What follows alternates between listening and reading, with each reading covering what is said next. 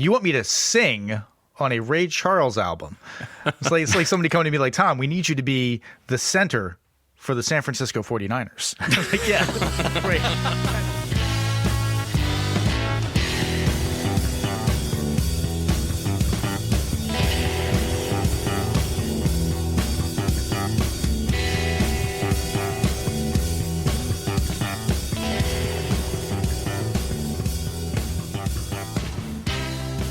Hello, and welcome to another episode of 1001 Album Complaints. This is the podcast where lifelong friends, musicians, and guys who complain about everything under the sun get together to talk about albums from Robert Dimery's list of 1001 albums you must hear before you die. We're going to give some background on the artist leading up to the album, talk a bit about the recording, do some deep dives on individual tracks, so don't worry if you're not familiar with the album. We're going to play some of the songs and get you familiar with it. This week, we are talking about the album by the late, great Ray Charles, Modern Sounds in Country and Western Music, Volume 1, released in April of 1962. Now, before we give you a little taste of what this album is all about, we are going to give you a little warning. We are going to make fun of this album. We're going to make fun of Ray Charles. He seems like a great dude. But as much as we have respect for anyone who goes out there and puts themselves out there creatively, we do admit that there is a lot to make fun of in music. There's a lot to make fun of in any artistic endeavor, and we are going to find those cracks and mercilessly mock them. So, to get you a taste of what our week has been like, we are going to play a snippet of the biggest single off of this album. It is the song, I Can't Stop Loving You. I can't stop loving you. I've made up my mind to live in memory of the lonesome time. I can't stop wanting you. It's useless to say, so I'll just live my life in dreams of yesterday. Dreams of yesterday. Those happy hours that we once knew, though long ago, it still made me blue. They say that time heals a broken heart, but time has stood still since we've been apart. I can't stop loving you. All right, excellent. Now that we are all on the same page, I am going to throw it around the room to our cast of characters, and by way of introduction, they are going to give their tweet-length review, and I am going first to Adam.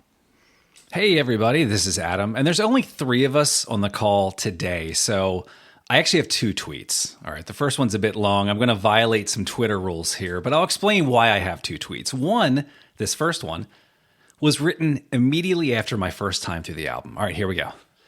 Ray, come sit down. So good to see you. So we've got a real humdinger of an idea for your next album. All right, Ray, what would you say are your greatest assets? My timeless and soulful voice. Right. What else? I'd have to say my piano playing. Bingo! Nailed it. What else? I love gospel and blues. I mean, my nickname is the High Priest of Soul. Yes, exactly. So what we want to do is throw all that in the trash and have you do country songs. But here's the magic. You're going to sing and play as little as possible. So it'll just be me on piano? No, that's the best part. We're going to drown out everything you do with a 40-piece orchestra. All right, so that was my tweet after one time through the album, but then I did a little research, and so my new shorter tweet length review is Nashville Country, the only genre that even Ray Charles can't bring any soul to. Oh, Wow. all right.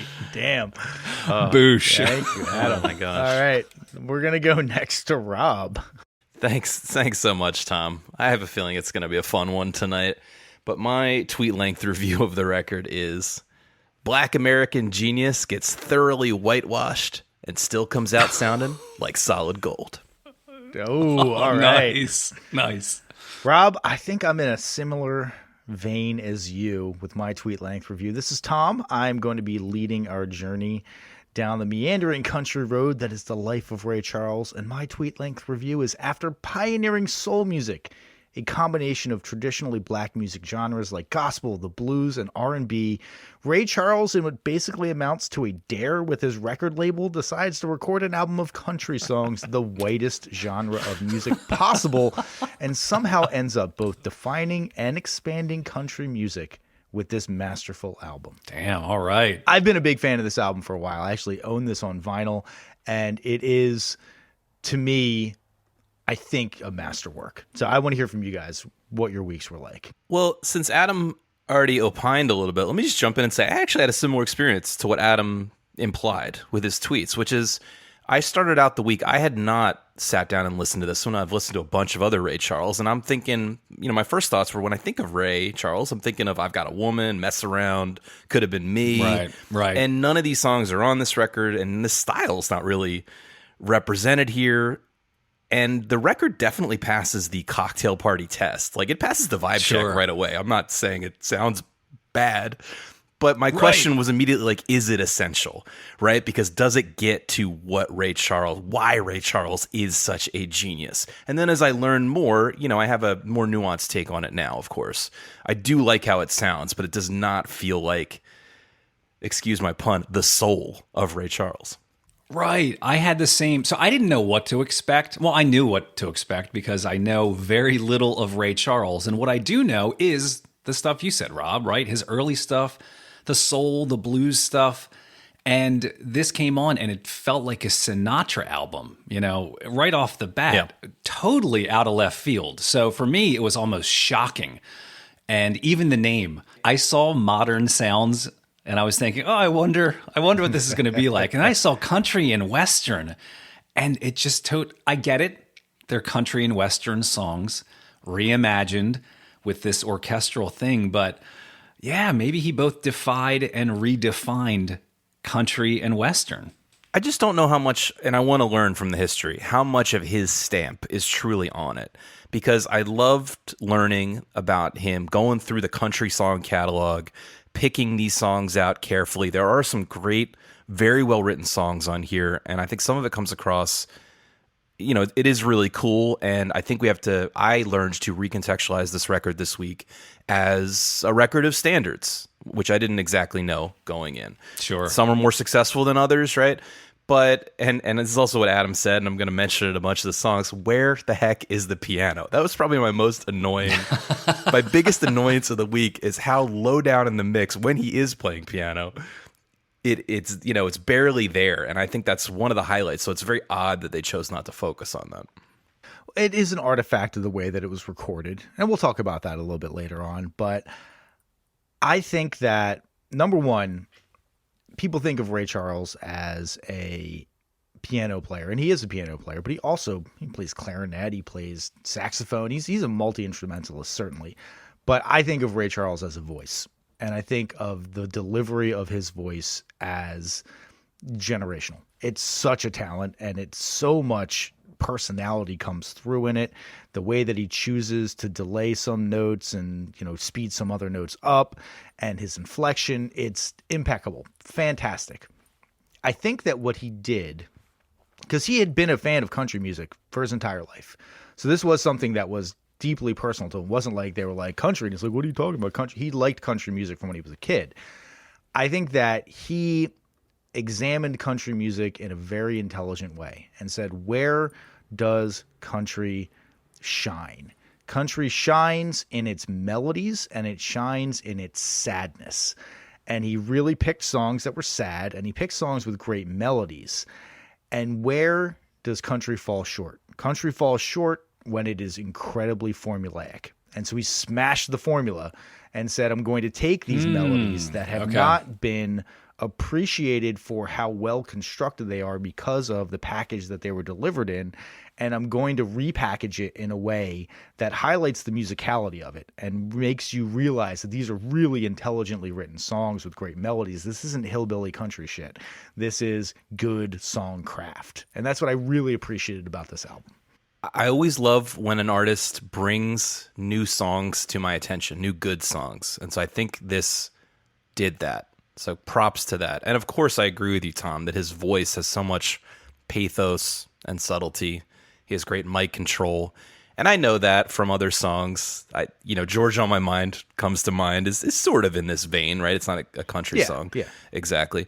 But so, yeah, I'm willing to be convinced easily that on balance, this is just revealing another side of a highly influential and talented artist that I just didn't happen to know before this week. I thought this was really interesting, too, because it threw me back into the Buck Owens episode. And this almost served as a sequel. Well, actually, maybe a prequel, because the Buck Owens album came out in 63 or 64, I think. And so Buck was complaining about Nashville country. He wanted to go back to the roots of country. And I listened to a couple of like the Nashville country standards at the time. And this was more of a deep dive almost into Nashville country, which is so orchestral. I don't want to say sappy, but I'm going to say sappy at times, where it's just dripping in this kind of big band thing. Yeah. And again, not that that's bad, but it was a very distinct sound that came out of Nashville. So this album almost helped me understand Buck Owens better as well. So I doubly appreciated this week. Buck was like, the Nashville sound just doesn't have enough yucks in it. Listen, I like the Nashville sound, but the Nashville sound can at its worst be overproduced. And a fair criticism of this album is that it is overproduced, specifically in the choral arrangements. Ooh, I was going to say, if I had one change to make, I'd just go up to the mixing board and just pull those sliders down entirely for pretty much the entire record. I was going to say, just find the woman with the highest voice and push her back about 12 feet. I think that probably would have balanced things out a little bit. Again, this is an artifact of how it was recorded. We're not talking about they had everybody in their own ISO booth doing individual tracks. They had people standing all in one room in front of a mic, probably while the strings are playing and shit, and they're just singing. But crazy. I have to say that anytime the backup vocalists are saying words, they are failing.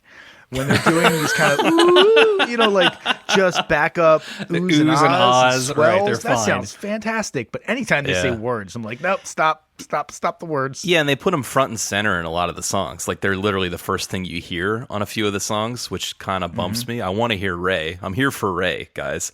But just to offer one more compliment, I do think that in general, the string arrangements are successful. And I have to compliment, I feel like when I'm think of music like this, the Sinatra big band, big punches of music, maybe it's because it was recorded in the previous decade and recording technology has now advanced in the early 60s. But I think of it as those big orchestral hits always kind of blow out the mic and you get this little distortion and they're more in your face. This did feel reserved by comparison. So compliments to how it was recorded, I guess. I want to go back to something you were talking about, Rob. You're here for Ray. Ray Charles is a star at this point, but he is not the kind of draw that people are going to be like, I'm here for Ray, especially with white audiences. So one of the things that he did was he took a musical genre that was not unpopular, but wasn't taken musically seriously, and packaged it with a very serious musical arrangement around it, and also packaged himself as a soul singer that had success but wasn't exactly a huge selling artist with white audiences, and took white music and then said, hey, I'm going to take this white music and I'm going to weight it up a little bit more by going back to the Sinatra era, and then I'm going to put myself in it. And you are then going to be able to appreciate what I am bringing to the table as an artist. And he did the thing that is incredibly hard to do, which is this basically doubled his audience because he did not lose his black fans and he gained a lot of white fans. And so it was very financially lucrative for him, but also it was just a very smart move business-wise to say, he talks a lot about Nat King Cole. Why was Nat King Cole popular with white audiences? And we keep talking about the racial thing here. It's the fucking 60s in America. You know, like the race relations are a huge issue, and there weren't a whole lot of artists that were able to cross that line very easily. But he always said Nat King Cole sings songs that white people can relate to. And that's why he's so successful. That's why he's such a big hit. And so he kind of was like, you know, I think I'm going to sing some songs that white people can relate to because they were all written by white people. And then I'm going to make this album. And it was a huge hit for him. Like, you know, this catapulted him to a level of stardom and financial security that he had not had previously. Although he did have a very great record deal, but either way. I think you're going to tell us that he, in fact, modeled a lot of his career on Nat King Cole generally. But I just want to point out that Nat King Cole was another guy who started out as a piano player. And in fact, as I've come to learn only semi-recently, is very influential as a jazz piano player, but I think savvily switched up his approach to his music career to have more of that crossover appeal. Yeah. Wow. I didn't know that. Yeah. I actually didn't know that he was a piano player either, but Ray Charles loved Nat King Cole. And actually, in his early career, he would say that was like the greatest compliment. People say you sound like Nat King Cole. It's like, that's exactly what I'm going for. Thank you very much. There's some old Nat King Cole trio recordings. Yeah, you hear a lot of these old jazz piano players talk about him from that era of the 50s and 60s. They're like, oh yeah, Nat King Cole was a killer player. Wow. All right. Very interesting. So we are going to dive into the background on Ray Charles leading up to this album. But first, we are going to do our favorite segment, By the Numbers. Yes. So this is Ray Charles by the Numbers. We're going to start off with something that probably everybody really knows, which is 7. And that is the age that Ray Charles lost his sight completely. It took about 2 years for him to completely lose his sight, but by the age of 7, he was blind. Not like I can see stuff on the corners. He was blind, had no vision whatsoever. We're going to go to the next number on our list, which is 250. Rob alluded to it earlier. That is the number of country songs that Ray Charles listened to and considered recording for this album. So he was well steeped in country before, and he actually sent a bunch of people out and said, do a deep dive, bring me the best country songs. Like find the deep cuts versus just, okay. Well, or just find the best. That sounds like a really fun exercise. Like I hope that I get a chance to do something do like that. that. Yeah, seriously. We're available, people. Our rates are lower than you think they'd be. The next number is 500,000. So we talked about how much of a success this album was. That is the number of copies that this album sold in its first 3 months. So it went gold in the US, 500,000 copies within 3 months of release, which is a big deal, especially in 1962. The record-buying populace was a lot less than it is now. And for a black artist as well, by virtue of the very strict racial lines in even music appreciation, there wasn't an audience that was buying 500,000 copies of an album in 3 months. The next number is 700,000, which is the number of copies that the lead single I Can't Stop Loving You sold in its first month of release. So within 1 month, he had sold 700,000 copies of I Can't Stop Loving You. And this is in 62. 62. Right? This is pre-Beatles. Like, that would be an accomplishment today. Certainly. Yeah, right. Yeah. Right. I imagine it's kind of part of the story too. But yeah, the timeline is such, I sometimes forget that the British invasion, some of what it was doing was the UK kids were appreciating black musicians from the US and going, we should be influenced by that. And then kind of they shipped it back to America in a veiled way, right? Yeah, in a more universally acceptable package, shall we say, for the time period. Right. Yes, these- and helped bring up about a culture that was more appreciative in America of those things, right? No, I agree. The knock-on effects of both the British invasion and, frankly, Ray Charles as well, with the appreciation of country that came from people who were into big band orchestral style music. And we're like, oh, these are country songs? I've written country off as white trash hillbilly music, but maybe I can not start checking some of this out. Yeah, sophisticated, it's not right? sophisticated. Yeah. So number 14, that is the number of weeks that this album was number 1 on the U.S. pop charts. So again, black artist on the U.S. pop charts, not the R&B charts. This was the pop. And back in the day, they didn't directly say it, but it was basically like there's the white charts and the black charts. There's the R&B charts and the pop charts. And the pop charts are the white charts, R&B charts are the black charts. He dominated the pop charts with this album. And I think it goes to show not only his business savvy, but just the accessibility of the material. I think that, especially for audiences at the time, this is the kind of stuff that you could listen to and like your parents wouldn't be like, what's that devil music? They'd be like, oh, this kind of reminds me of Sinatra. This is not bad. Yeah, the big band aspect, I could imagine if I had gone and taken Ray's first album versus this album to my grandfather, in 1968 and was like, hey, which one do you want to listen to? Give me the orchestral one. Yeah, totally. And then the last number we're going to do is just the number 12, which is the number of children that Ray Charles had with 10 different women over the course of his life. Yowza. Pobody's nerfed, guys. For this week, I read Brother Ray Charles' autobiography, which was really good. And I would recommend everybody go out there. And a lot of the stuff that I'm going to bring up, especially some of these lesser known anecdotes, are from his autobiography, Brother Ray. And I'm just going to say it out front. He sounds like one of the horniest dudes in the world. He talks about sex so much in this book. It's also like endearing, but it's kind of ridiculous.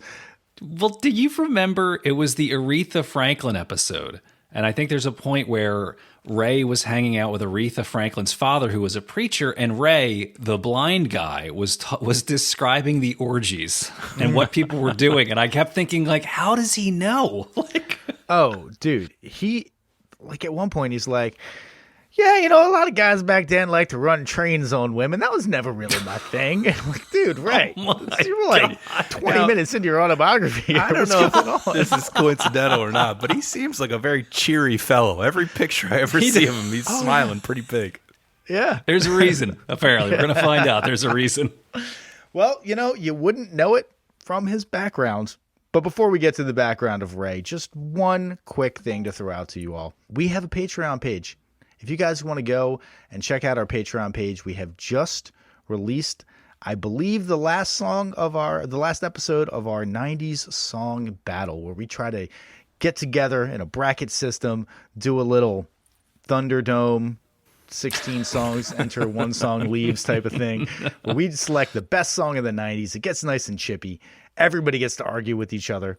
And it's fantastic, only available on our Patreon page. Go and check it out. You can also see links for our t-shirts, merch, and stuff like that. We've been seeing people buying our t-shirts saying, hey, I bought your t-shirt. I've been wearing it around. Fantastic. We love you for it. Thank you to everybody for listening.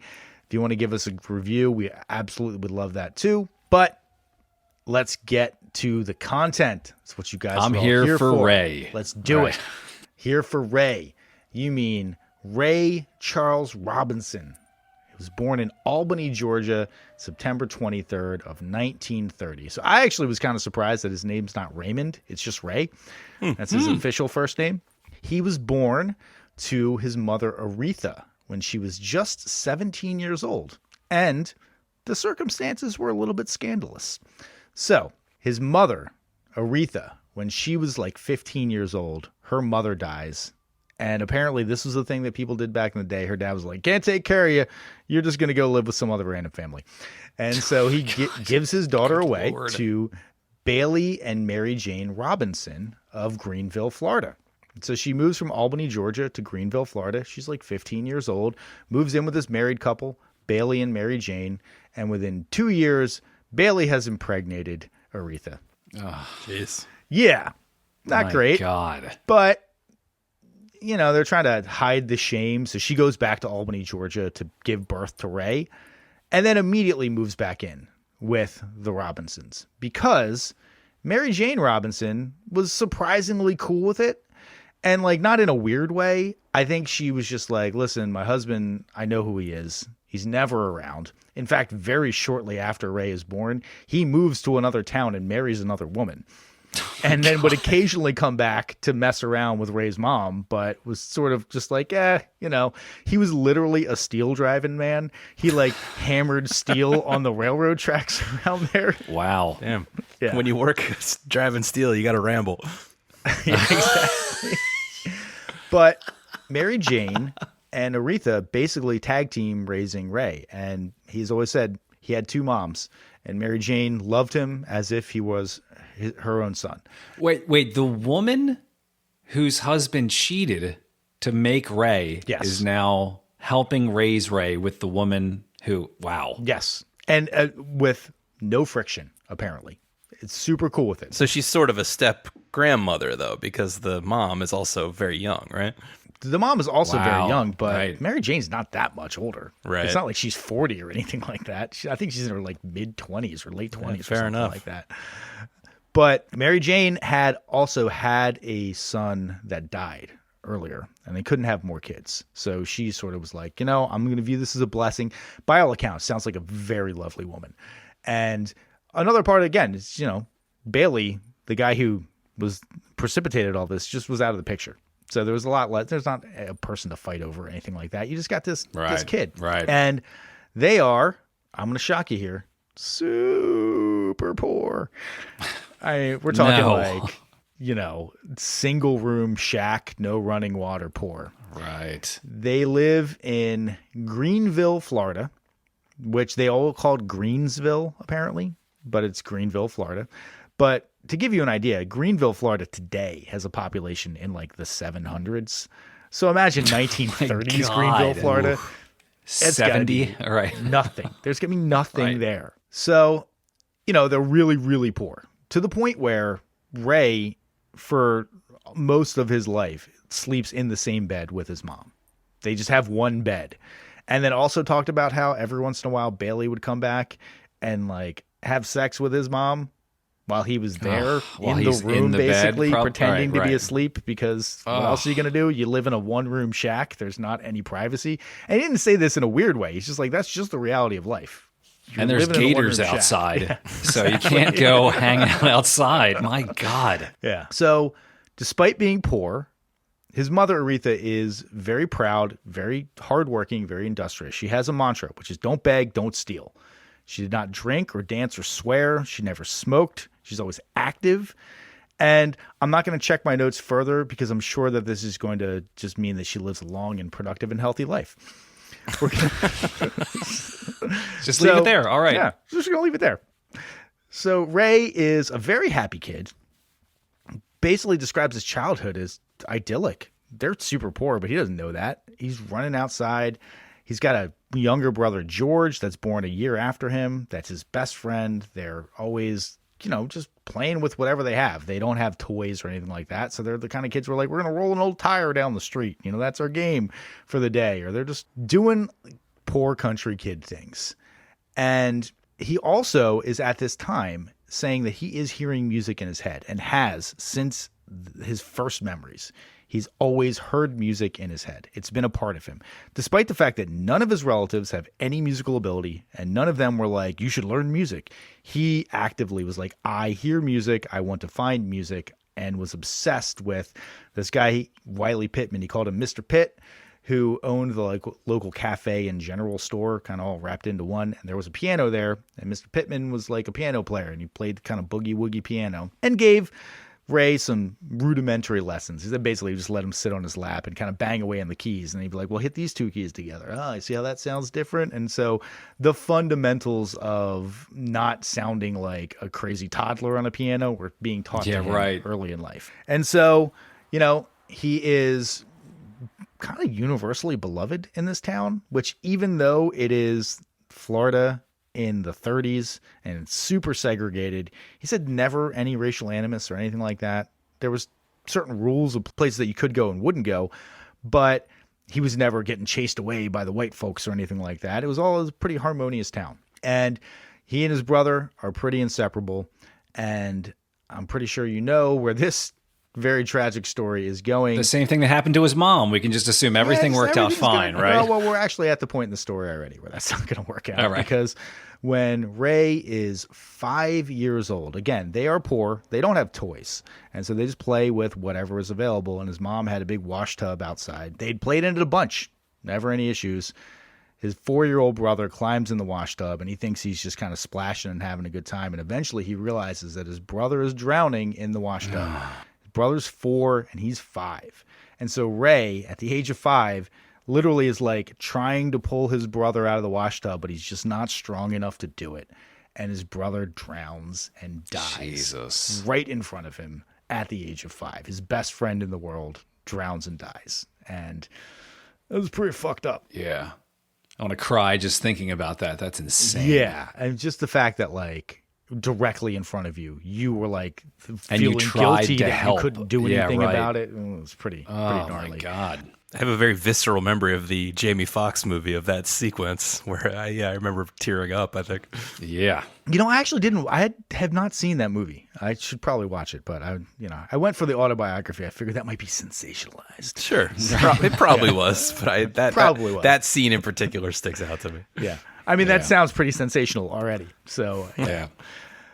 but he doesn't have long to feel bad about his brother dying in front of him because basically very shortly thereafter he starts going blind. He would wake up in the morning with like thick mucus in his eyes that often would have his eyes sealed shut. His mom would have to take a wet rag and wash the mucus off so that he could see. And this progressively starts to get worse, and then things at a distance start looking blurry, and then things in the middle distance start looking blurry, and then things close start looking blurry. And then all he can really see is kind of colors, and then all he can see is light and dark. And by the time he's 7, he has lost all sight completely. Retroactively, do they know what it was? Like macular degeneration or something? No, or like, they think that it was a very aggressive form of glaucoma. He's never been officially diagnosed with it because by the time he had any money, he's been blind for 20 years at this point. Right. There's no evidence what are we gonna further. do? Right. Yeah. But they think that it is probably glaucoma. His mom did take him to the one doctor in town that would see black patients, and he's like, I got nothing. I don't know what to tell you. I'm not an eye doctor, but Takes him to Tallahassee. The guy in Tallahassee is like, yeah, we can't really do anything. His mom is basically like, he's 7 years old. He's blind. Now, what am I going to do with a blind kid? The one thing that she does not do is treat him any differently than any other kid. He said she was like, you still have to do your chores. You're still getting out of the house and going and playing with the other kids. I'm not going to let you sit around and feel sorry for yourself. Get to fucking work because this is your life. You have one choice. You have to live it. hell yeah. Don't beg. Don't steal. You're going to be like every other kid. And he says that really left an impression on him, and that kind of set the template for the rest of his life. Where he's like, I'm blind. What am I going to do about it? Give up? Or I can start doing shit? And I give a lot of credit to his mom because she's, at this time, she's like 24. Jeez. Has a kid who died and a kid who's blind. She's dirt poor. No resources whatsoever. And she doesn't choose defeat and chooses no. Like, you're going to do something. You're going to make something of yourself. You're not going to lie around. And she eventually does some research and finds out about a state school in St. Augustine, Florida, about 150 miles away from Greensville, that has a school for the blind that will accept a black kid. And because even for blind kids, everything is super segregated, of course. And so at 7 years old, she's like, you have to go and live at this school. And that's the only way that you're going to be able to figure out and have people teach you how that you can navigate your way through life as a blind kid. I can't do it for you. I have no experience. I honestly don't have the resources to do this. So 7 years old, his brother dies, then he goes blind, and then his mom's like, you got to move away at 7. He goes and moves to this school in St. Augustine for the blind and deaf. There's blind kids and deaf kids there. And I kind of wondered like what the hierarchy was. Like, are the blind kids higher than the deaf kids or lower than the deaf kids? That's really interesting. Yeah. Because I feel like, at least, buckle up for being offensive. I feel like if you're blind, you can still speak. And that is the easier method of communication for even a young child. So in order, being deaf and mute, I feel like that would be very challenging. Totally. So if you are blind and you're speaking and talking shit, though, those deaf kids can just slap you and you don't see it coming at all.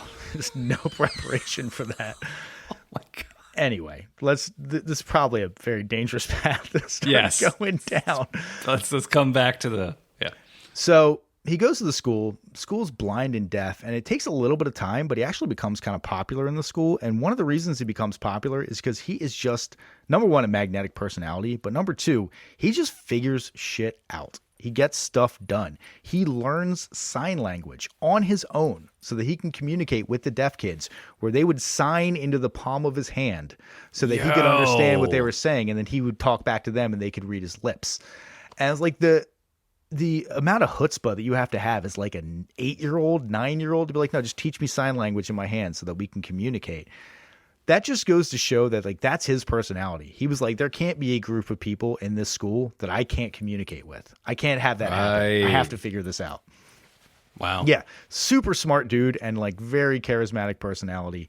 And again, I think that he just never let himself be defined by his blindness, which that's the first thing you think of when you think of Ray Charles, unfortunately, because it's just like, hey, he's a blind musician. But he never saw himself that way.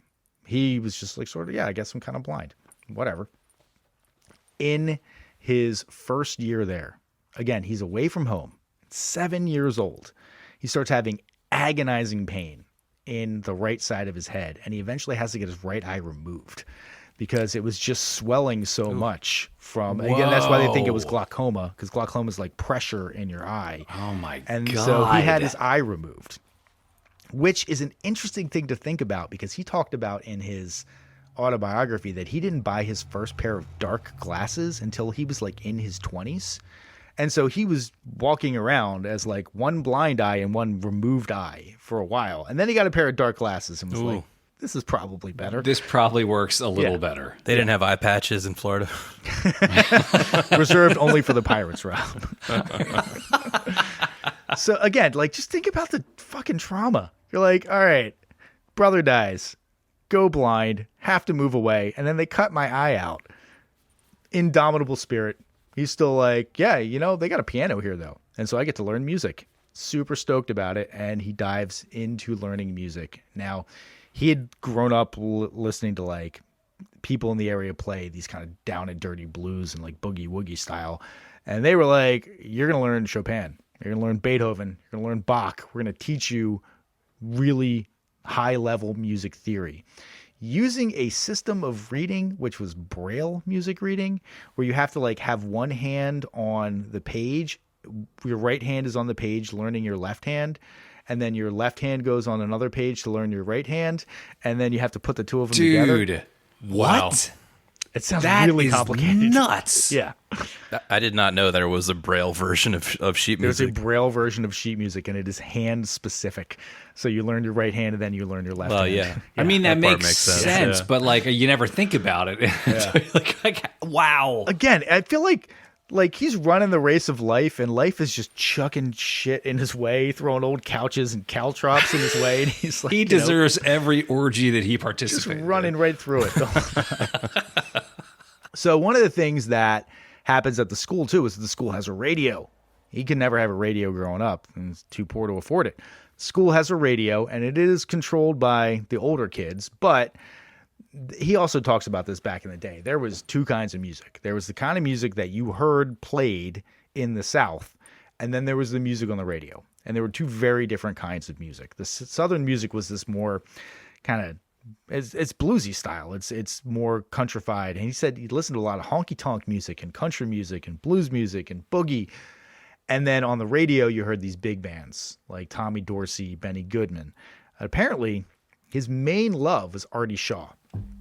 Loved Artie Shaw. and actually gets and learns how to play a clarinet because he likes Artie Shaw so much. And he's like 11 years old. He's like, yeah, this school had a clarinet, so I just learned how to play the clarinet. Man? He's like a genius. He's like legitimately a musical genius. And we'll talk about later about how he's like a business genius too. But he also, I think he has high emotional intelligence as well because he relates to everybody. He says everybody liked him, always liked him. Even before he was blind, everybody liked him. Super personable. Yeah. I mean, you've got that, Gary Newman that we talked about, who was like the really odd guy with, autism, super awkward, didn't want to talk to people. And you've got Ray Charles, who in every interview, you feel like he's your cool uncle. And you're like, oh my God, I love you. And you're not even talking to me. You're talking to an interviewer. So he ends up learning a whole bunch of instruments. But I found this to be interesting. He said he had one mantra in life, which was no dog, no cane, no guitar. Yeah, that's right. Fuck that guitar. So he never really learned how to play the guitar, but he learned how to play a bunch of other stuff. And again, he is an incredible horn dog. He talks about it so much in his autobiography that this might not be appropriate to talk about on an episode, but I got to tell you, it kind of blew my mind where he was like, the hardest thing as a blind kid is jerking off because you never know if somebody's watching you or not. And I was like, oh my God, that's so weird and creepy and really accurate and true. Right? Yeah. Because he doesn't have a private room. He's living in like a dorm situation where there's a bunch of people in a bunk. And he's just like, yeah, we kind of never knew if somebody was there or not. So we just sort of did it. And we're like, what are you going to do? At least they'd only be observing you with one sense. Yes, exactly. So while he's at school, he would go home for the summer. He's very popular in Greensville still. And actually, as he's coming back, he becomes more popular because now he's a really good piano player. And he has said this. He never had a piano at his house when he was younger. So the only way that he could play was going to other people's houses and playing. But he never practiced when he did that. He said, I viewed it as my responsibility to play something good. They're letting me in their house. I'm making a bunch of noise. I have to put on a show for them. I'm not going to practice my scales or anything like that. A performer, like consummate performer from the get-go. And so he was very popular. He was a good piano player. It was free entertainment. So white families, black families, everybody was just like, come play our piano, Ray. I think there's something to that approach. We don't maybe talk about it too much here, but there's such a distinction between practice and performance. So if you're constantly in stage time mode, that's going to affect how you develop as a player, right? It's going to I think, make you a much more intuitive player, able to not only improvise, but kind of adapt to various situations very quickly.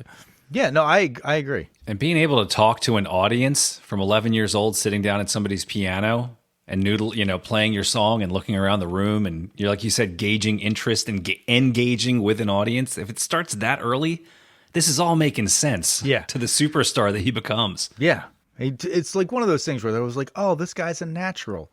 Like, he's a natural because he's done it a lot. Nobody just sits down and is like, the first time I'm just this really dynamic and entertaining and charismatic band leader. It's like, no, you work on that. You're going to be not great at first. So he's at school. He's actually really liking it. Again, really happy kid. And he's been there for 8 years at this point. So he's 15 years old. It's May 1945. And he gets the call that his mother died suddenly in her sleep. She was either 31 or 32 because she did not know her actual age. Ugh. And he said in his autobiography, they always just listed everything as a heart attack. They would say, they just died of a heart attack. And the explanation that the doctor gave was that she ate something that swelled her stomach in her sleep and stopped her heart. But that does not sound very scientific. I don't know what she died of, but it was very sudden. It was out of nowhere. And it crushed Ray. He was like, it said it was worse than when his brother died, because at least he was there when his brother died. He felt like he hadn't seen his mom since the last summer. It's May. So he's been gone from her for a while. She was so important in his life. And he kind of falls apart a bit. And he snaps back out of it within like a week or two, basically, before even her funeral. He kind of snaps out of it.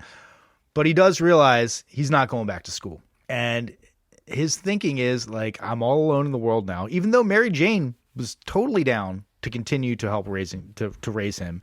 He was like, I'm 15 years old. I'm a man, grown man. I got to strike out on my own. And to hear him tell it, he's like, I could have been an electrician, but I had no training in electricity. I probably could have been a mechanic. I had no training in mechanics. I was interested in it, but I had no training. The only thing I had training in was music. So I either get a cup and a cane and I find a street corner to beg on, or I try to become a professional musician. He said, Mama always said, no begging. So what do I got to do? I got to make it as a professional musician. He gets connected with a couple in Jacksonville through Mary Jane. She knows the Thompsons in Jacksonville. Ray moves in with them. Apparently, very much like Mary Jane, they're lovely people, treat him like their own son, provide food for him, do everything they can to help him. I feel like he would be an amazing house guest too, especially if you had instruments. Like, there's always amazing music. He sounds like a very personable guy, offering help clean until he starts jerking off. Yeah, right. Oh man. So rather conveniently, they happen to live just kind of around the corner from the local musicians union hall.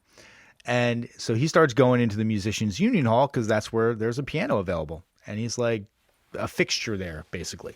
And he goes in there, and when the piano is available, he starts playing it.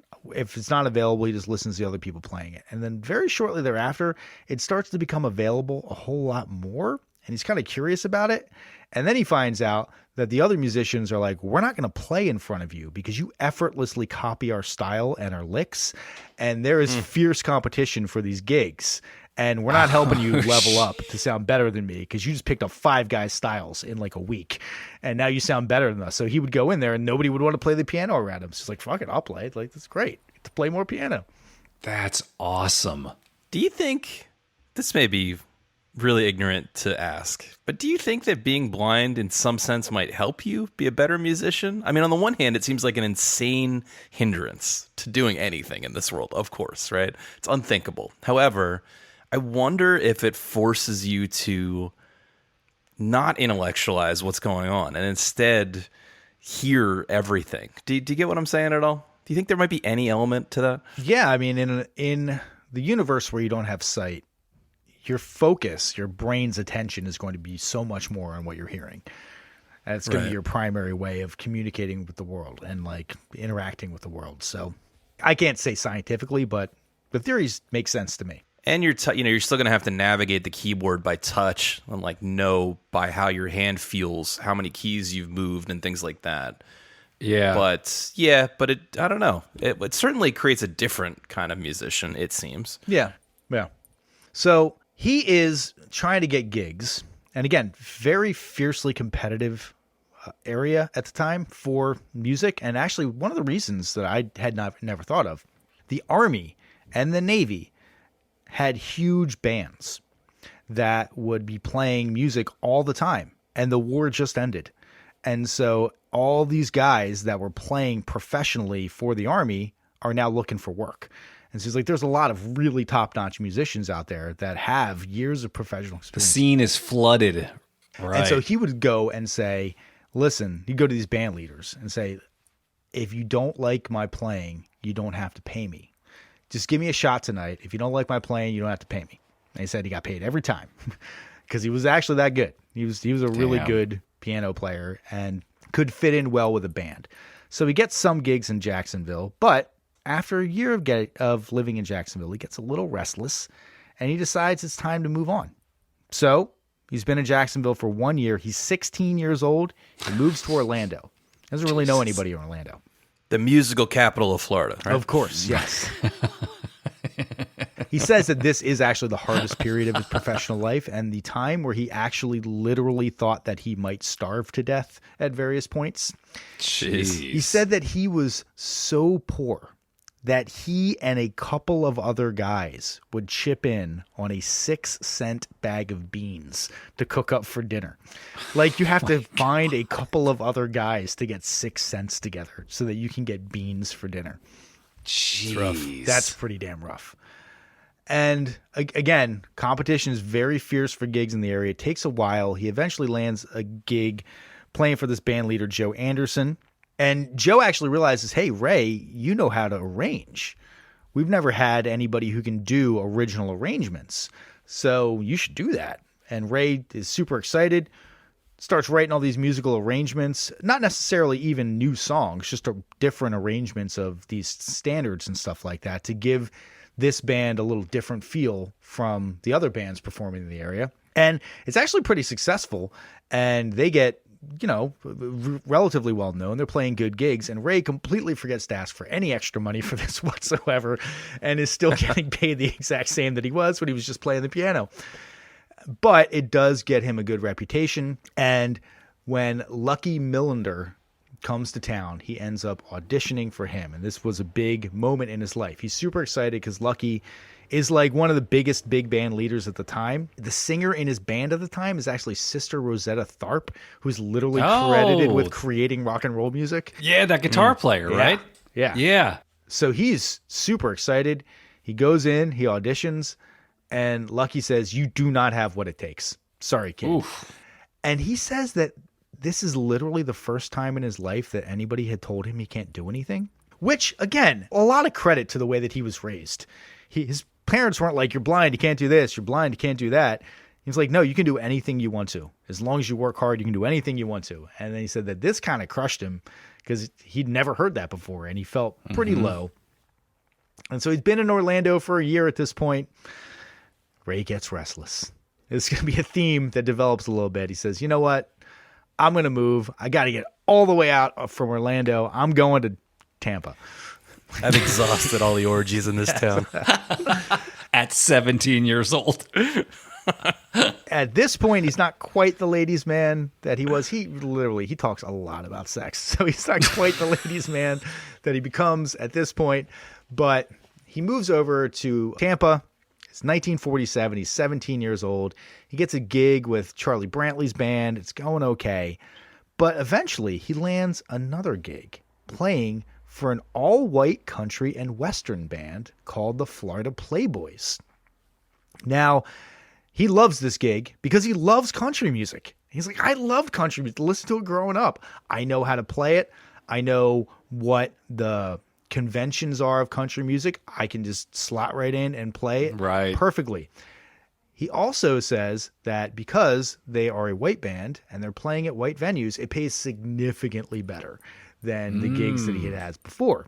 And he says that despite what you would think, Florida, mid-40s, all-white country band with Ray Charles on piano, never was he treated differently by the band members. He got paid the same, never had any issues with the venues. When he would do a solo, he'd get the same amount of applause that everybody else would. He has a very rosy picture of race relations. And I think a big part of it is he's like, "I can't fucking tell if you're white or black. It doesn't matter to me. All I know is who you are as a person." Oh, dude, that's really, really interesting. Like, our entire concept is visual of race. And when you don't have that, like, that's all you know wild. is what they do and how they treat you and who they are. Right. And he says that he's been treated very well in his life. Now, he also does have a slightly less rosy theory as to why he's never had any issues with racial animus or anything like that. And it's because he's blind and he is therefore non-threatening. And he said the biggest issue that you always had with black men, especially in the South, was, "Oh, you're looking at our white women. You're going to come and, you're threatening in some way." He's like, "I was just not threatening because I'm blind. What am I going to do? You can quietly walk away and I can't find you." So that's a slightly less rosy reason why, but regardless, the outcome is that he was treated very well and he really liked that gig. He ends up meeting a young lady named Luis in Florida, and he is enamored with her. They are like, "We're going to start dating." Her parents are like, "You're a poor, blind, black musician. We're not super happy about that." She's a black woman as well, but they're still like, "You don't have a whole lot of prospects here." What are your prospects, right? Yeah. What are your intentions and your prospects? Yeah. But she really likes Ray, magnetic personality, and so they are kind of, making it work to the defiance of her parents, and then Ray gets restless. And he says, "I got to move out of here." And he has a friend pull out a map and he says, "What is the farthest big city from Tampa where I can still be in the United States?" And the guy looks at the map and he says, "Seattle, Washington." He says, "Great, I'm moving to Seattle, Washington." Wow. hops a train. Sorry, not a train, a bus with his 2 shirts, 2 pairs of pants, 1 pair of shoes, and like $40, and his clarinet. He's like, I'm moving to Seattle. I'll call for you, Luis. I'll let you know when I've made it. And listen to this shit. This is like one of those, I can see why he feels like he's blessed in life. He gets off the bus in Seattle and he's like, where is the closest hotel that I can stay at? And somebody points him to the hotel. He gets to the hotel. He's like, hey, I just got into town. He sleeps for a whole day, wakes up. It's like the middle of the night. And he's like, I'm hungry. Where can I get food? And she's like, the receptionist is like, the only place that's open right now is this nightclub called the Rocker Room. Why don't you go there? He goes to the Rocker Room, and it just so happens to be talent night where anybody in the crowd can get up and play. He's been in town for like 26 hours at this point. And he gets up on stage and kills it and gets offered a gig immediately. I have a logistical question because he's anti-cane. How does one navigate a new city without a cane? How does that even work? Part of it is he would ask for very specific directions, and you kind of just slowly walk and you can find out where the curbs are. And part of it, he would say that whenever he would get to an intersection where he had to cross and there was traffic, he would stand there and wait until he heard a group of women getting ready to cross. And then he would just ingratiate himself to the women and they would walk him across the street. Wow. Yeah. Man. That's good practice right there. Yeah. Right? So, again, kind of remarkably lucky. It's March 1948. He gets this gig right away. Seattle is treating him kind of well. He's got a steady gig. It doesn't pay a whole lot. But he forms a trio. He records a song called Confession Blues. It actually becomes kind of a national hit. He hasn't negotiated his contract well, makes basically no money off of this, but he's starting to get some more recognition. He also happens to meet a young horn player named Quincy Jones, who he strikes up a lifelong friendship with, and who also introduces him to heroin. Jesus. That crazy vampire. Yeah. When you were talking about him transitioning over to a ranger, I thought of Quincy Jones too. So I didn't know he was going to be in the story, but that's great. Yeah. So Quincy's like a lot younger than him at the time. Ray's only 18, but I think Quincy's 15 at the time. Jeez. And so, my God, they're babies. They're very, very young at the time. Because I thought I remember that some of Quincy's story was that he was trying to be a horn player, and like Dizzy Gillespie was like, "You're not good enough to be a horn player. You should switch careers." And he switched to being an arranger, and that was lucrative. Yeah, I'd say it was lucrative. Yeah, it might have worked out for him. That would, I'm sure, be later in life where Dizzy tells him he's not good enough as a horn player. He's still trying to make it as a horn player at the time. Fair enough. To touch really quickly on the heroin thing, Ray Charles did have a heroin addiction for a while, but it legitimately does not sound like it was ever really a problem. Like, he would talk about going long periods of time without heroin because he was very careful. He's like, I can't just go down the street as a blind guy and be like, does anybody have any heroin? Like, you have to know somebody who you know really well is going to sell it to you and is going to be legitimate and you're not going to get ripped off. And it's very fraught. And so he wasn't like one of those, I'm going to ruin my life and career with heroin. He's just like, I like to do heroin sometimes. It's pretty good. And when I can get it. Yeah. I'll he gets get arrested right. a couple of times later for it, but it doesn't sound like it was the kind of thing that like really destroyed his life. So you hear that, kids? Moderate heroin is okay. I am just kidding. Moderate heroin is not okay. Anyway, so he's doing okay in Seattle, and he's like, hey, Luis, come on out. I'm moving you out to Seattle. She comes out to Seattle. They spend like a month together, and then her mom is like, you have to come home. This is ridiculous. And she does end up coming home. Basically, Ray said, hey, listen, if you pay for her to come back, she can come back, but I'm not paying for her to come back. And he thought that completely called their bluff, and then a train ticket shows up like 3 days later, and he's like, ah, shit, okay. I guess you're going to go home. She goes home, unbeknownst to Ray and to Luis, she is pregnant with his first child at the time. And she tries to get in touch with Ray, but Ray got restless. And Ray moved to L.A. And it's just no way to get a hold of him at all. And he's like, she remarried, and I have kind of a relationship with my daughter. She's a lovely woman. I'm still friends with her mom. He sounds like he had a lot of kids, but he wasn't like a bad dad or anything like that. Right, I think he was right. monetarily supportive at least. But not for this first one because he didn't know about it for a while. I'm picturing somebody trying to find someone in LA in like the late 50s. And do you remember that scene in What About Bob where he just gets off the bus in the town and is just walking around screaming, Dr. Leo Marvin? I feel like that's what it would be like in LA. No phone, no address. You're just screaming, Ray Charles. Yep. It's not even his real name. Yeah, right. Exactly. So it's 1950. Ray's in LA. He's 20 years old, and he has gotten some national recognition as a player, singer, and arranger. So he lands a gig with Lowell Folsom's band as the piano player and the musical arranger. He also is given an opportunity with Lowell Folsom to play in between sets as a solo act. So he's kind of getting some notice and some cred for that. They end up touring all over the country. I'm looking at the time. We're running a little long here, so we're gonna kind of zip through into the moves that get this album recorded. So he ends up playing all over the country with Ray Folsom's band for about like 4 or 5 years. He ends up getting signed himself because he's been doing these solo gigs in between, and some people have seen him play by himself in between. So he ends up getting signed as a solo act to Swing Time Records. He records 2 more singles that are actually national hits. Swing Time ends up selling his contract to Atlantic Records in 1952.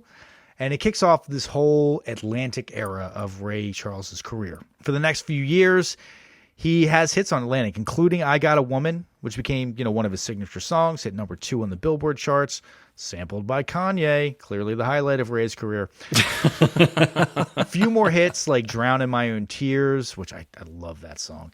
But he's also kind of branching out musically. In 1957, he records The Great Ray Charles, which I don't know if he named that or if the record company named that, but I mean, come on, The Great Ray Charles. Anyway, it's a jazz album. And so during this time, he's sort of pulling in these different styles, jazz, gospel, and R&B, and creating the kernel of what will become soul music. So he is the sort of one of the pioneering forces of soul music. And people like Sam Cooke definitely were very influenced by Ray Charles and what he was doing for the true fabrication of soul music. He actually records an album called Soul Brothers in 1958. He's also getting opportunities that had kind of been closed to most black artists. He's playing like Carnegie Hall, big national venues like that. And that is opening up some more financial opportunities. He's making more money. And he then has his biggest hit to date in 1959 with What I'd Say. Reaches number 6 on the pop charts, number 1 on the R&B charts. And this so happens to come right when his contract with Atlantic is up. And now he had talked previously. His philosophy was there's some fights you can win and there's some fights you can't win. The fights you can't win, just walk away. What are you going to do? That's why he was never bitter about some of his songs making money for other people that he didn't make back in the day. Because he's like, I signed a contract. I can't really win. He's like, this is a fight I can win. I have some bargaining power here. And so he jumped ship from Atlantic and he aggressively gets a new contract with ABC Paramount. And this contract is for any artist at the time, let alone a black artist, is a huge contract. It guarantees him the equivalent of $500,000 a year in an advance every year. So he's already making $500,000 a year in advance, no matter what. Increases his royalty percentage, gives him complete creative freedom, and gives him the ownership of his master tapes after a period of time. So he will own the rights to all of these songs. It's like an expiring thing. They own the rights for, I think, like 6 or 7 or maybe 10 years. And then he gets all the rights back to it afterwards. It's a great contract. And what year is this that he signs this one? This is like 1959. $500,000. So my parents' house in 1970 was like $18,000. And so you're saying like 2 decades? He didn't get $500,000. He got the equivalent of $500,000. Oh, okay. Yes. It's like, oh my God, he's a trillionaire. No. He wasn't getting a straight up $500,000. But, I mean, he was when he started selling records. No, because talk about a smart move by ABC Paramount.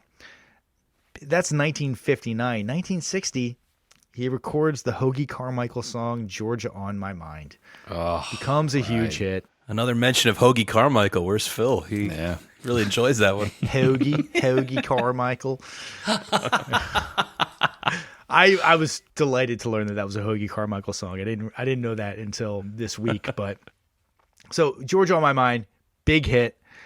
I think it earns him multiple Grammys, national recognition. So Paramount ABC is really happy, or ABC Paramount really happy because they just signed into this contract, and then boom, Georgia on My Mind comes out. He takes a standard from the American Songbook and then records the definitive version of it to this day. Yes, that's impressive. It's the state song of Georgia, right? You know, like, but I mean, like millions of people had recorded that song before him, and will continue to record that song, and yet his is the definitive version. I feel. Yep. And then 1961, the next year, he records Hit the Road Jack. Another one of those just standard Ray Charles song. You think about it, it's a Ray Charles song, but it's not a Ray Charles song. But another huge hit. Oh, wow. All right. That leads up to 1962. So Ray Charles has been earning a lot more money. He's been getting a lot more royalties. He's been assembling a very large band for his touring. And he says, hey, you know what? I want to put this to good use.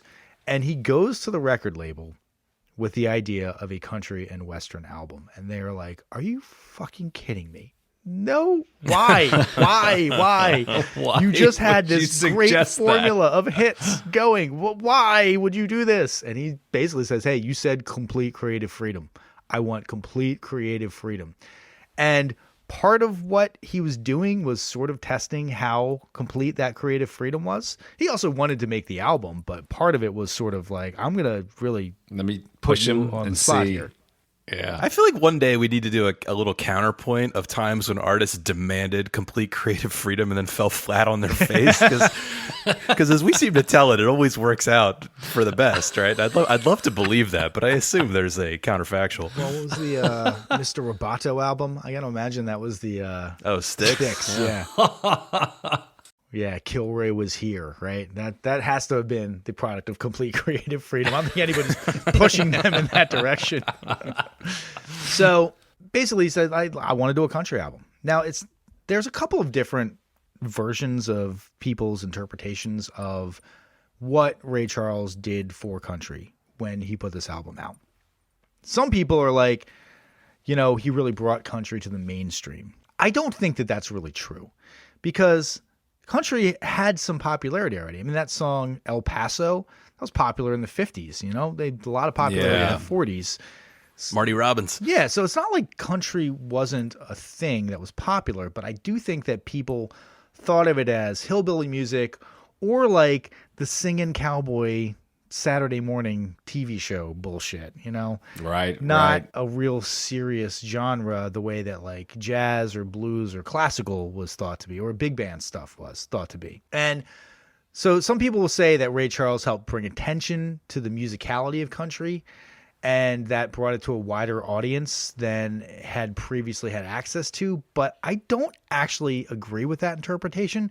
And I think that Ray Charles is a goddamn genius of a businessman, because this is right around the time that like the Patsy Cline Nashville sound was really starting to print money and sell a lot of records. And I think he was like, this is on the up. I can get in on this and I can bring a new audience to this that had not previously been buying these records. I love that as you're telling it, the story is that it's not only his business savvy that takes him this direction, but in addition to that, it's an artist who's just following his artistic whims. Like, this is what I like, so I'm going to do this. Yeah. Those are always the best stories when that works out.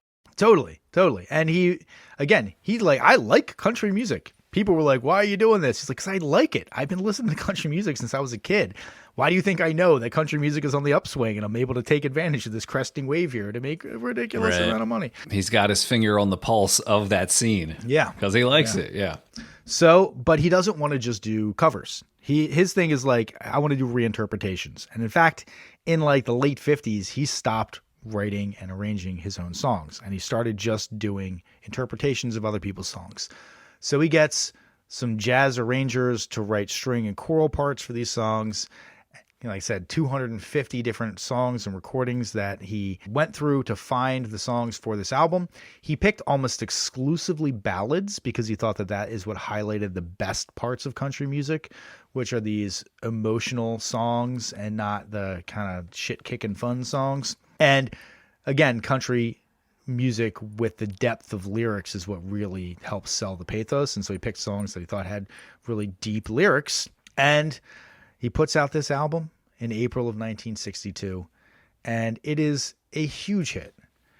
Again, we talked about it. It was number one on the U.S. pop charts for 14 weeks, which is crazy, man. Yeah. I Can't Stop Loving You, number one on the U.S. Hot 100, number one R&B single, number one easy listening single, number one in the UK.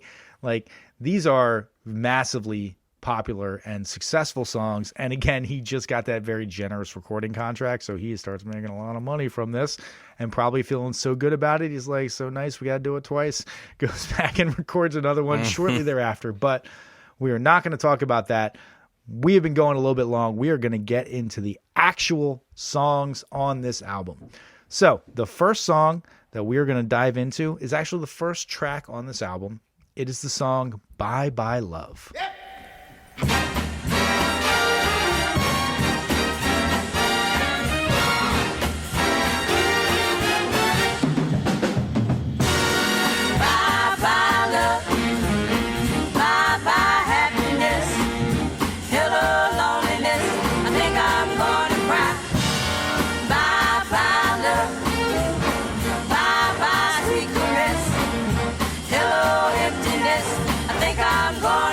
There goes my baby with someone new. She sure look happy, and I'm so blue. She was my baby till he stepped in. Goodbye to romance that might have been. Whoa, whoa, whoa. Bye-bye love. Well, bye-bye happiness. What you say? Boy, they really took this from dorky to swinging from the Everly Brothers. I mean, this feels like a template for revving up a song into big band territory. I thought this was one of the more successful tunes. This is my favorite find in terms of a recording, because I did know the song from the Everly Brothers, as I said. But I feel like he really breathed a lot of energy and life into it. You didn't know the original Felix and Budo Bryant version of this? I did not, but when I looked up them, that's a songwriting couple you're referring Husband to, who and also wife. wrote Love Hurts. Exactly, which is great. And Rocky Top, which I know from Fish playing it. Yeah, they had a lot of really great songs that they wrote. Anyway, dude, the Raylettes, who we didn't really even touch on, the female group that he basically just said, you're gonna come into my band, we'll rebrand you the Raylettes. They killed it on this one. They sound really good. Yeah, they really sell it. I wish there were more female background singers throughout the record instead of the dorky white men that are apparently in the studio for many of the other tracks. Yeah.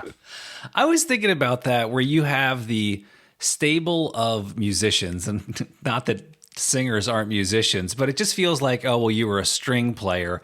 But when you're a vocalist on a Ray Charles album and you just kind of like leave and they send you your check or whatever your stipend is for the month, and then you look back in time and you're like, I was on that album, these huge albums that come out over the course of time.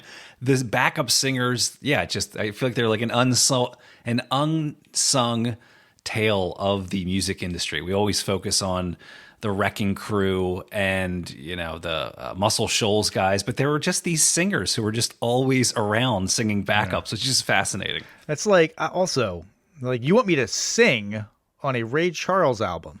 It's like somebody coming to me like, Tom, we need you to be the center for the San Francisco 49ers. Like, yeah, great. That makes sense, yes. Yeah, these guys are like doing barbershop renditions at church every Sunday. Yeah. I love this version of the song. It like you said, Rob, it really swings. You can barely hear it because, again, this is like a couple of mics in a room and everybody playing type of stuff. But it's that classic rock and roll bass, that arpeggiated boom, boom, boom, boom bass that's going on. I love that. I love that bass style. It's so good. Yeah, this song is awesome. And coming out of the gate, again, when you look at the album cover, it's Ray Charles. You see country and western. You put the needle down, and this comes out of the speakers. You're like, what the hell? Did they screw up at the printing factory or whatever? Did you guys notice? I'm pretty sure the track starts with him yelling out, but it's on the 1 of the 1, 2, 3, 4 count in. I heard the scream, but I didn't count it out. That's great. Yeah. So I think that one of the reasons why this is also super successful is the musical treatment versus the lyrical content. And it's sad. It's a really sad song. And he sells it as like a, swinging, bopping good time about how you're going to cry because you're so lonely. Well, I saw there's a line in there where he says something about being finally free. And I was like reading through the lyrics and I was thinking like, oh, he's sad, he's sad, he's sad. But at the very end, there's like a little bit of hope because I'm finally free from whatever this relationship was. And I thought the upbeat music kind of matched the freedom he was going to get. Yeah, fair enough. Let's move on to the next song that we're going to talk about. I Love You So Much It Hurts.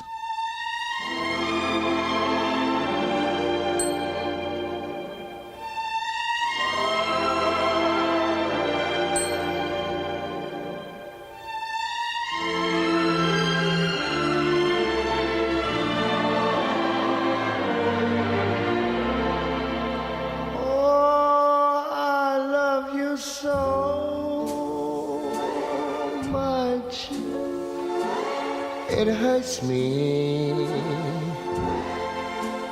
darling, that's why I'm so blue.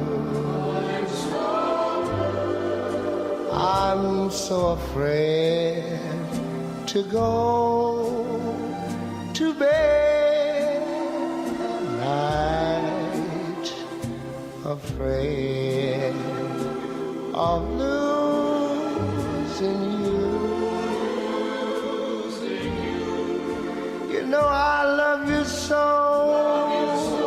much, much too much. It hurts me,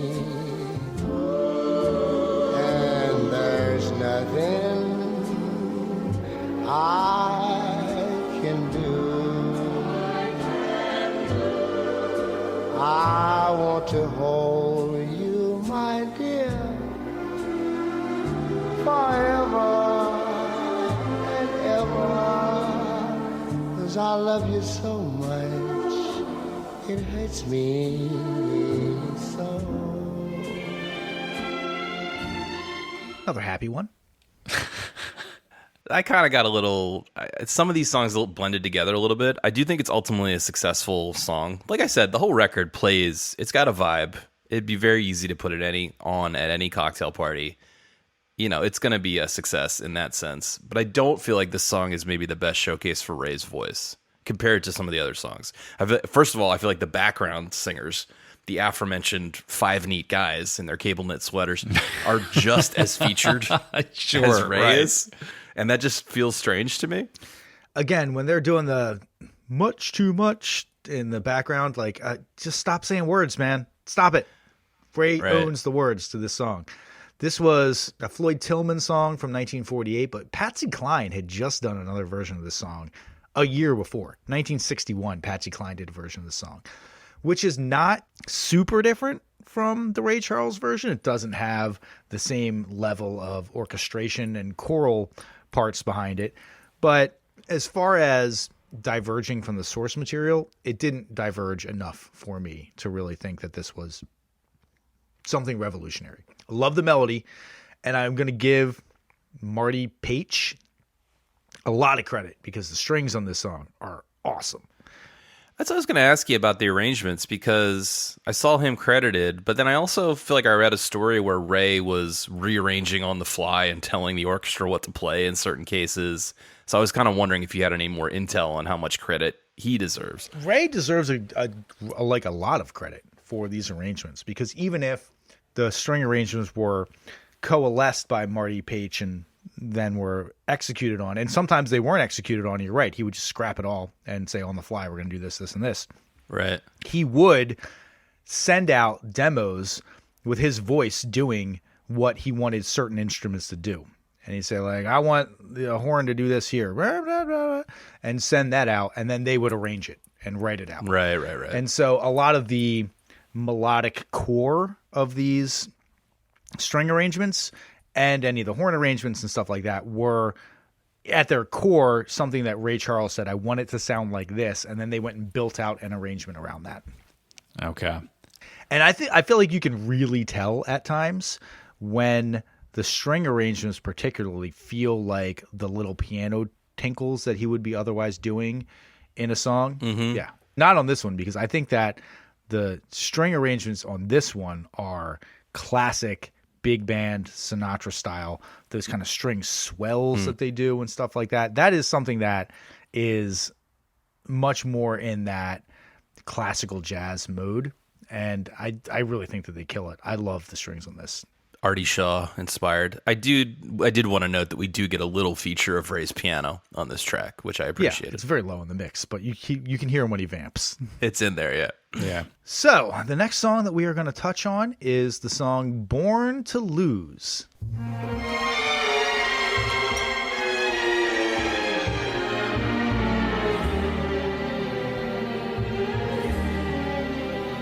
Born to lose, I've lived my life in vain.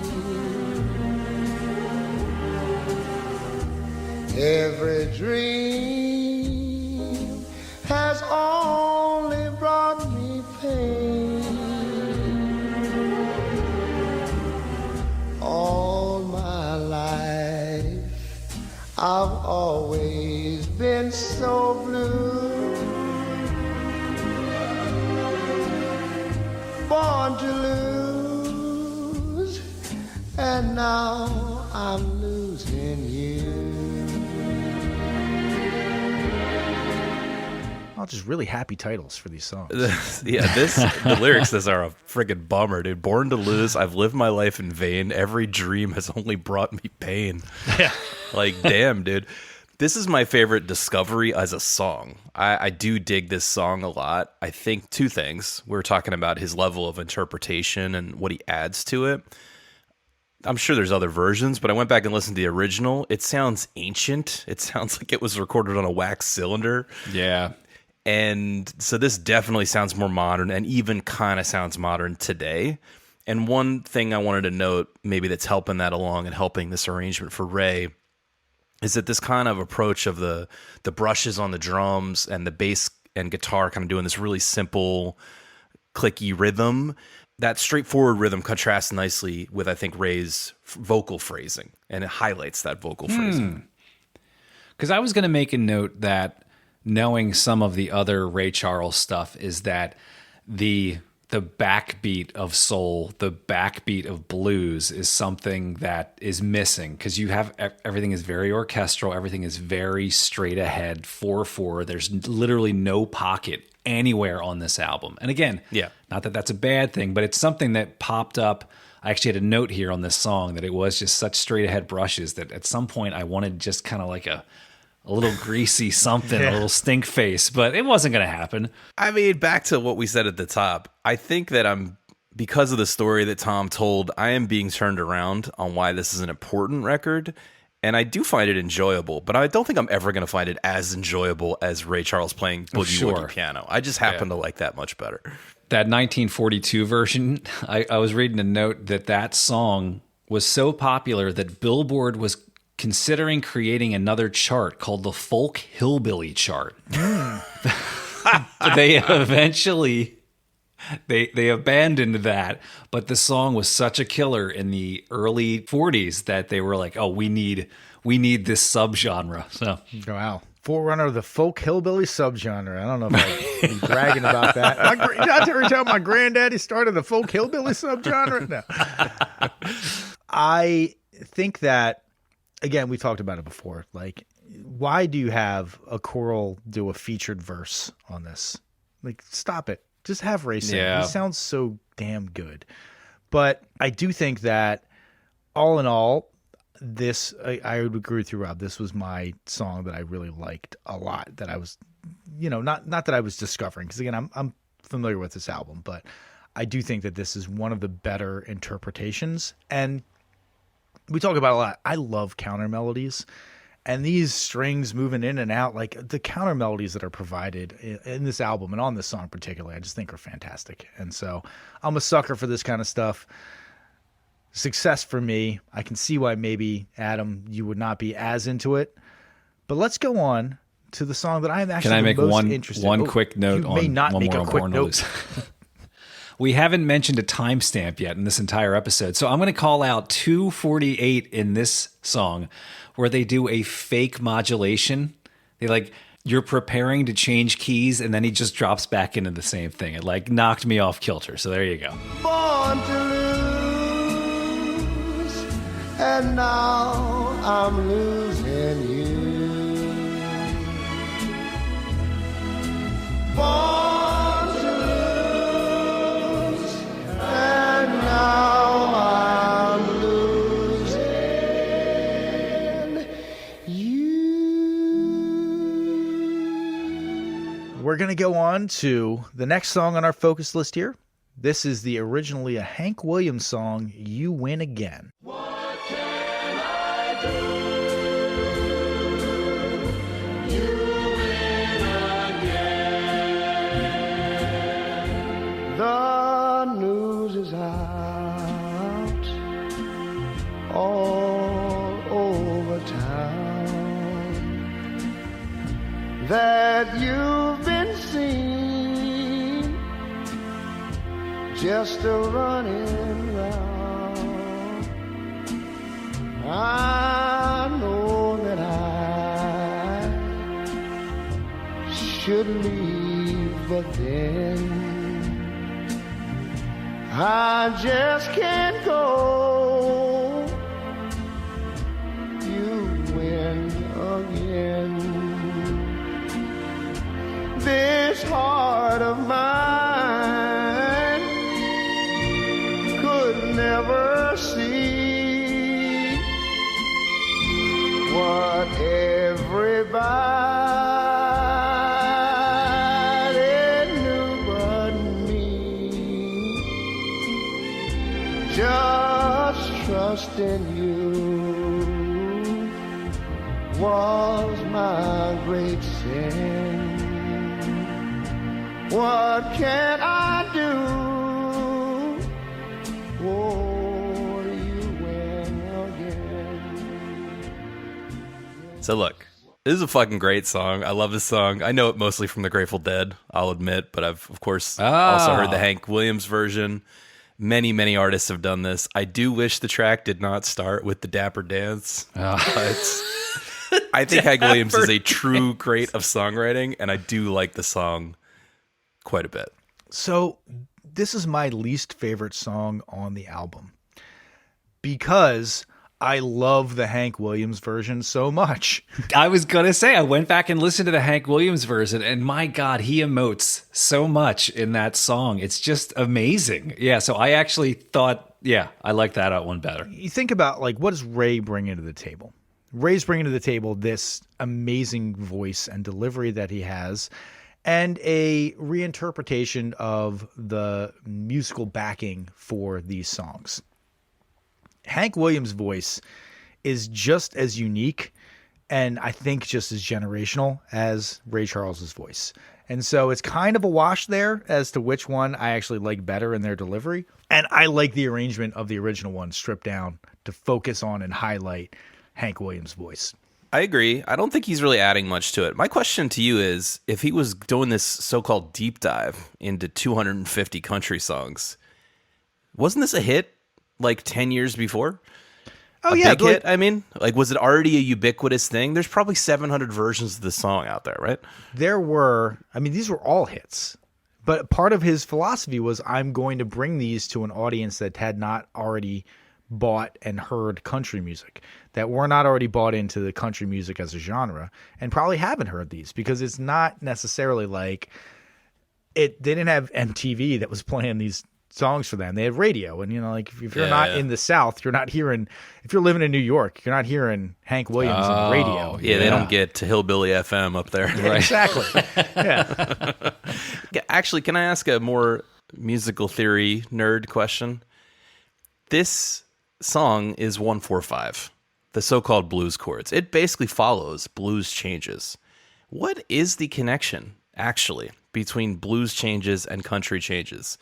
Because it seems like they both utilize this very similar chord pattern. Do they both come from a common source?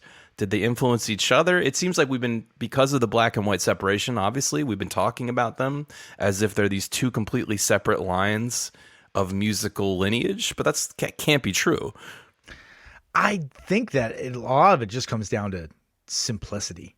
It's just the simplest thing. Even when you're a very bad guitar player and you pick it up and you like hit the low E string and then you hit the A string, you're like, oh, okay.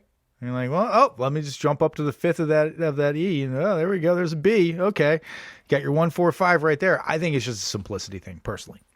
But it must come from somewhere. I guess it's outside the purview of this podcast. Sure, right I don't now. have an answer for you. I listened to fucking 18 hours of Ray Charles autobiography on Audible. So, yeah, I wanted to like this song so much because I love the Hank Williams version of the song, but I don't think that it did a lot to the song. It wasn't super additive. And also, where he talks about his, complaining about his woman running around. So it's a little rich, Ray.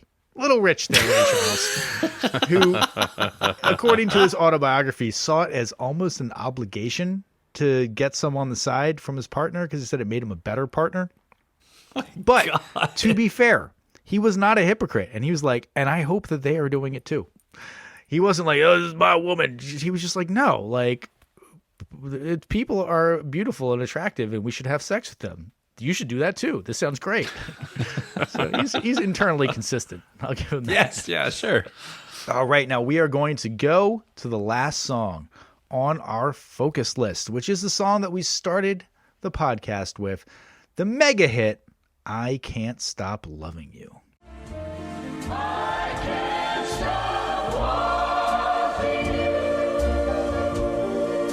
It's useless to say, so I'll just live my life and dream of yesterdays.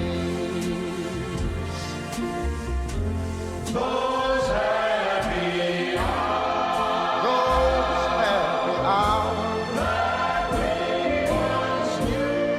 that we once knew,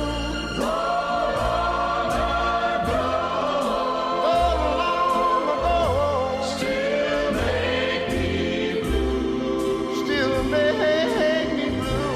They say that time heals a broken heart, but time has stood still. Time has stood still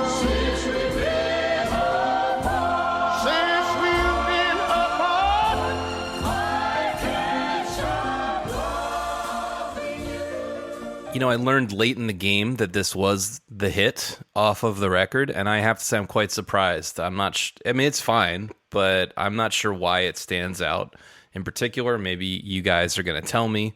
You do get some Ray piano interstitials. I later read that this has been recorded literally 700 times by 700 different artists. I am not sure I get it. Please tell me. I can't exactly explain why this one happened to be such a hit. I think that, maybe part of the reason was just the fact that it was, I believe, the first single off it was the first single off of the album. And so it was a new sound for an artist that was already known to one community and a new artist that was unknown to another community coming in with what they were thinking was a new sound. And I think it just caught on in that way. Not necessarily because it was the best song on the album or anything like that. But the choral arrangements in this are so much better than the other songs. And I think that it is just, it might even just be like positioning of where the microphone was, that you can pick out more individual voices and it doesn't sound like this kind of washed out, everything's the same. It's got a little bite to it. One thing I learned this week that I thought was kind of interesting is the guy who wrote this, Don Gibson, also wrote the song Oh Lonesome Me, which I just realized is a cover on Neil Young's After the Gold Rush. I did not know it was a cover. Oh, no way. Yeah, see, a lot of these old country guys, they were just cranking songs out. And that's one of the reasons why I think there is some credence to saying that country wasn't all that popular, because they were putting out a ton of material and it was popular in certain circles, but it had not crested to pop popularity, you know? Sure. I thought that this song sounded almost exactly like another, and I'm not a huge country guy, but there's a Roy Clark song called Tips of My Fingers, which has almost the same melody and the same cadence of the words when they come in. And I held your love on the tips of my fingers. Same kind of thing with I can't stop loving. Anyway, that just stuck out in my head, and it kind of amplifies, Tom, your point that like there was just such volume of the same 1-4-5 chords, and you can only get so many melodies out of those handful of chords. Tips of My Fingers came out, what, in 1960? And I think I Can't Stop Loving You was from the 40s. Okay. So it was definitely before then. Yeah, that's a good point. Yep. Oh, you know what? I'm sorry. I Can't Stop Loving You was written in 57. So it actually wasn't even all that old when he was covering it. But I think that the melody on the song is great. And Ray has just such a good voice. And this is the song where I think that the strings were all Ray Charles arrangements. You listen to those strings in between lines delivered by the vocals, and they sound like little piano vamps. And you can kind of tell that they never repeat. There's not like just one modality that they're doing the entire time. They're kind of unique to each one of these little intersections. And I think that it is just, I think the song is brilliant. Yeah, fair enough. Okay, good. Yeah, sold everybody. All right. Let's find out if I was able to sell everybody on this album, because now, dear listeners, thank you for sticking with us through this dive into modern songs in country and Western music. Volume 1. We are now going to vote and tell you, does this song belong on the list? I am going to throw it first to Rob. Thanks, Tom. You know, it was never in doubt to me that this is a good record. This is a fun record, and I will certainly listen to it again. But those things do not always add up to essential. However, in this case, I do feel like the story, the context of Ray being so business savvy, grasping at that creative control, and crossing over to another audience very actively has convinced me that this is a yes. So it's a yes for me. All right. Adam, what say you, good sir? If you had asked me after day one of listening to this, I would have said no. However, again, Tom, great job on the research. And I think the idea that what I knew of Ray and this album are completely different. Therefore, you need to listen to this because it is Ray expanding. It is Ray changing. It is Ray growing. And so for me, the very fact that I almost didn't recognize it, I feel like that's like a shoo-in. So yes, listen to this album. And this also gave me an excuse to just go dive into Ray Charles' catalog and Hank Williams as well. Two artists that I really want to get into more of. Hell yes. You know, one thing that we didn't touch on in the story leading up to this is that this album was recorded in 3 days, which is fucking impressive. Insane. It's wild, yeah. Just the level of musicianship that you must bring to the table to be able to record this rich of a production in 3 days. That in and of itself would make it a yes vote for me, but I also really like the album and I also really like the songs. And frankly, Ray Charles is worth exploring in all of his iterations. And this is a unique iteration of Ray until he does it again on his next album. But but that's not on the list, right? I think that in terms of essential American listening, this is somewhat the story of America kind of coming to grips with a lot of its shitty separatist history and realizing that there are great things happening on both sides of the aisle or both sides of the racial divide, and using music as a way to unify people. And I always love that because music is the great unifier. And so I give a lot of credit to this album for not only being a fun listen and a short and accessible listen, but also for, I think, starting to plant a lot of the seeds of the cross-pollination of different musical styles and genres of black and white music and Latin music coming together in the next couple of decades that I think it is an essential listen. So there you go, Ray, on the list. Rest Hell in yeah. power, big man. He died in 2007. Wow. You know, honestly, not too bad. What, he lived to 77 years old as a, I'm sorry, he died in 2004. So yeah, so he lived to 74 years old as a guy who, in many other circumstances, would have done nothing except for sit in his hometown and have people take care of him if it wasn't for his great parents raising him, or his great mom and his other mom raising him, Yeah, right. and his own personal ambition and drive and ability and intelligence. So there you go, on the list. Well done, Ray. Thank you very much for listening all the way to this juncture of our podcast, where we have two things left to do. The first thing we're going to do is throw it on over to Rob, who has his hand in that mailbag and is going to pull out some missives for us. Thanks, Tom. I got my hand in the old mailbag, and a little behind the scenes for you guys. You know how at the top of the podcast we say we're going to make fun of the artist and, give you a fair warning? We didn't always do that. That was an innovation that came along later in our podcasting career. So here I have some hate mail that I'd love to read to you. Ooh. Here it goes. I discovered your podcast today with your Jamiroquai episode and thought it had some fair criticism and interesting takes. Jamiroquai being one of my favorite artists, no harm done, so I subscribed. How the fuck ever? All caps. Listening to your Prodigy Fat of the Land episode made me want to throw my phone in your stupid, buck-toothed, mullet-wearing, shotgun-wielding, pickup driving, morbidly obese American faces. How does he know I have a pickup truck? I was going to say, I'm only three of those things. Okay. I'm going to assume he's British at this point. Right. He also forgot most of the hyphens in that sentence. So rendering his comments invalid. Okay. He says, criticizing the Prodigy. I'm just going to assume it's a man. It's actually not signed. Criticizing the Prodigy for lyrics that are not particularly in depth is like criticizing a porn movie for having a lame story. Are you really that stupid? I think that is entirely fair. That is a fair criticism on his part to say that the Prodigy musically is like the cinematic version of porn. I would agree with that.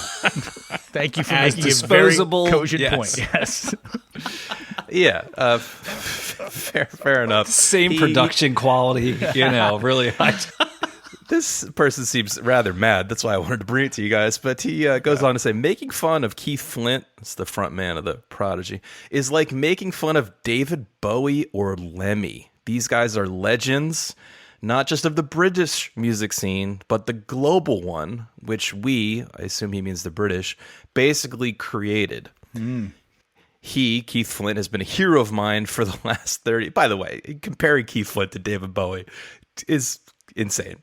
This is a joke, right? This is I don't somebody. think it is, sadly. Tom, because you write it? Did you write this? He does go on. I know, this does kind of sound like Tom. He goes on to say that Keith Flint has been his hero for 30 years. He has his name tattooed on his forearm, and hearing us pricks shit on him made me turn off your stupid podcast and unsubscribe. Fuck you. He then signs it, fuck you. So there's a lot of fuck yous in this one. Yeah. So, what I did here was I wrote him back and requested a 5-star review and told him about the Patreon, obviously. Listen, I get it. I just want you to know that we read everything. If you think we got it wrong, feel free to tell us about your various ill-conceived tattoos. We understand our podcast is not for everyone. Our opinions are not for everyone. Music's subjective. What are you going to do, guys? Yeah. I will give him I will give him a little bit of credit on the fact that was episode number 10. We were not as good at research. Yeah. We were not as good at organizing our thoughts and having intelligent ways of saying your music sucks. So I'm sure if we did a Prodigy album now, we could very much more intelligently dissect exactly why it sucks. Speaking of that, let's go to the Albinator, because I think the Prodigy does have another entry on this list. Well, Rob, we don't actually need the Albinator.